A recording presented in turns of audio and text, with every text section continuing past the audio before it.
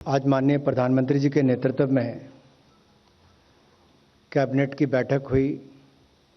जिसमें कुछ महत्वपूर्ण निर्णय लिए गए, जिनसे आप सबको अवगत करवाने के लिए मैं आया हूं। जैसा आप जानते हैं कि गारमेंट्स, एपरल्स, मेडअप्स,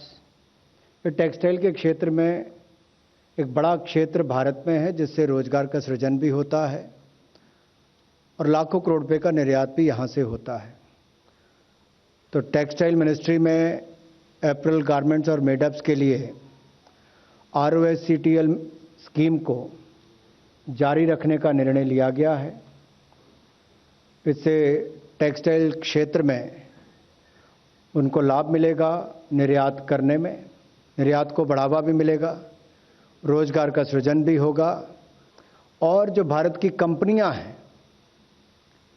उनको compete करने के लिए दुनिया भर की कंपनियों से इससे बल मिल पाएगा, क्योंकि इसके माध्यम से ये जो स्टेट और सेंटर के टैक्सेस एंड लेवीज हैं, इन पे रिबेट जो मिलता है, इसको कंटिन्यू करने का निर्णय लिया गया है 31 मार्च 2024 तक। तो इससे एक स्थिरता भी रहेगी, लेवल प्लेइंग फील्ड भी भारत के टेक्सटाइल इंडस्ट्री को मिलेगी। ये योजना 1 जनवरी 2021 के प्रभाव से जारी रहेगी।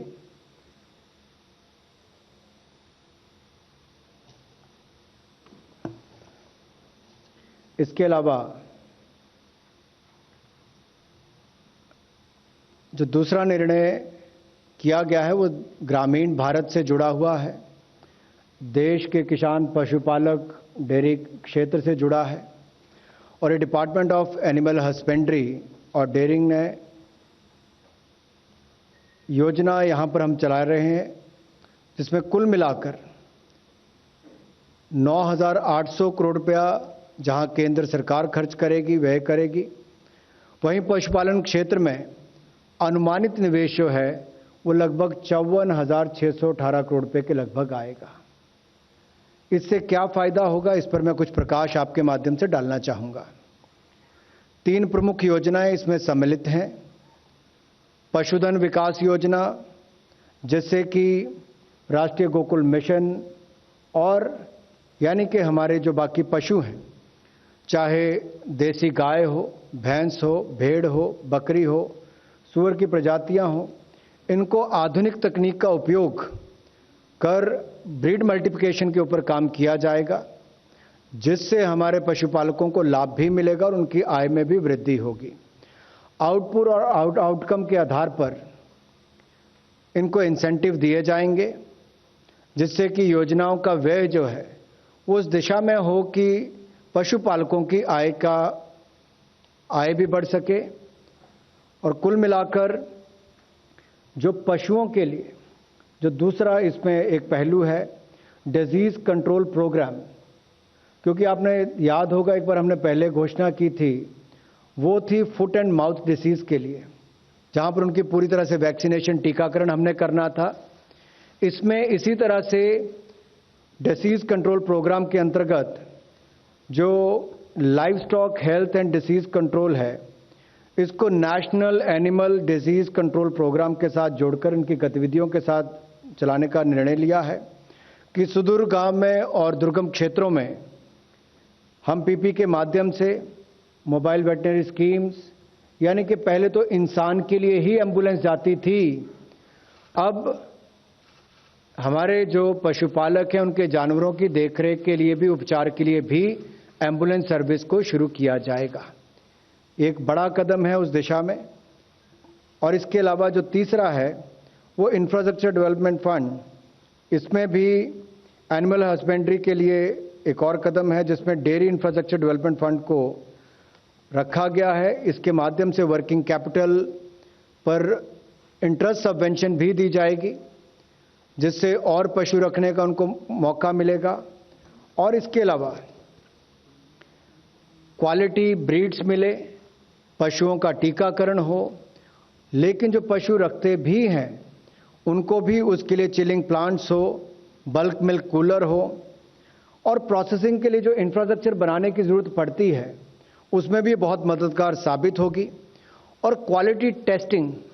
करने के लिए भी इसमें इक्विपमेंट दिए जाएंगे। तो इसको देखा जाए तो ओवरऑल एक पैकेज जो एनिमल हस्बेंड्री के लिए है, क्वालिटी ब्रीडिंग से लेकर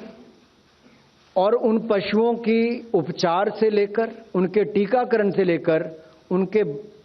मिल्क इंफ्रास्ट्रक्चर यानी कि डेयरिंग के लिए बल्क मिल्क प्रोसेसिंग हो, टेस्टिंग हो, ये सारा इंफ्रास्ट्रक्चर खड़ा करने के लिए भी ये बहुत बड़ी योजना लेकर आए हैं, जिसमें कुल मिलाकर 54,618 करोड़ रुपया लगभग अनुमानित निवेश इसमें होगा और इसमें केंद्र सरकार की ओर से व्यय जो होगा वो लगभग 9,800 करोड़ रुपये किया जाएगा। तीसरा विषय जिस पर मैं आने वाला हूं, क्योंकि कोविड के टाइम पर आपने योगा का भी, काढ़े का भी, आयुष मंत्रालय की भी एक भूमिका देखी। देश विदेश में आयुष मंत्रालय के अंतर्गत की जाने वाले जो और कदम हैं उनको और मजबूती कैसे मिले, इसके लिए आज निर्णय किया गया है कि नेशनल आयुष मिशन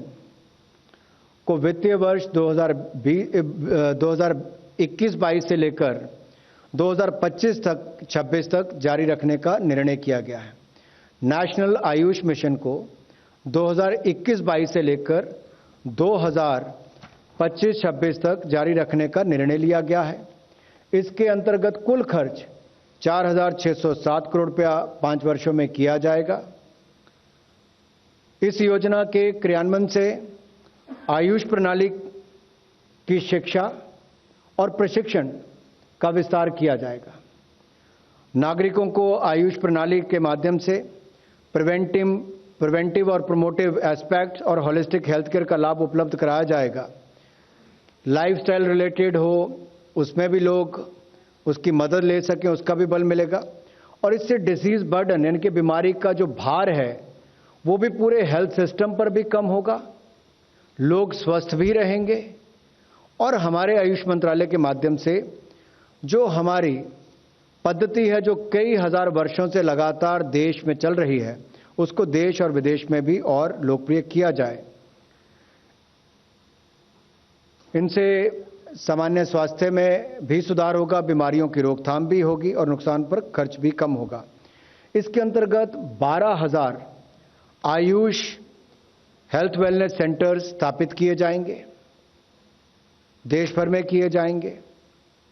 और 6 आयुष कॉलेज खोले जाएंगे, 12 आयुष पोस्ट ग्रेजुएट इंस्टीट्यूट बनेंगे, 10 अंडर ग्रेजुएट इंस्टीट्यूट के इंफ्रास्ट्रक्चर को अपग्रेड किया जाएगा, 36 नए 50 बेड के और 30 बेड के और 10 बेड के आयुष अस्पतालों का निर्माण किया जाएगा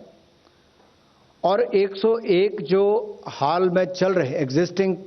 50 बेड हॉस्पिटल्स हैं उनके इंफ्रास्ट्रक्चर को भी, आधारभूत ढांचे को भी अपग्रेड करने का निर्णय किया गया है। 43 आयुष अस्पतालों को अपग्रेड किया जाएगा और साथ ही साथ 152 आयुष डिस्पेंसरीज को अपग्रेडेशन का निर्णय भी किया गया है। इससे आयुष के माध्यम से होलिस्टिक हेल्थ और वेलनेस की संकल्पना के अनुरूप जो मैंने पहले भी कहा आपसे कि preventive, promotive and curative health care को प्रोत्साहन देने के लिए इन सब कंपोनेंट्स को इसके साथ जोड़ा गया है। इसके कई और भी बिंदु हैं, डिटेल प्रेस नोट में आपके पास वो आ भी जाएंगे। एक और निर्णय जो आपको जानकारी ही है कि पासीघाट अरुणाचल प्रदेश में जो हमारा आयुष मंत्रालय का north eastern institute of folk medicine है NEIFM, अब उसमें थोड़ी तब्दीली की गई है, उसका निर्णय किया गया है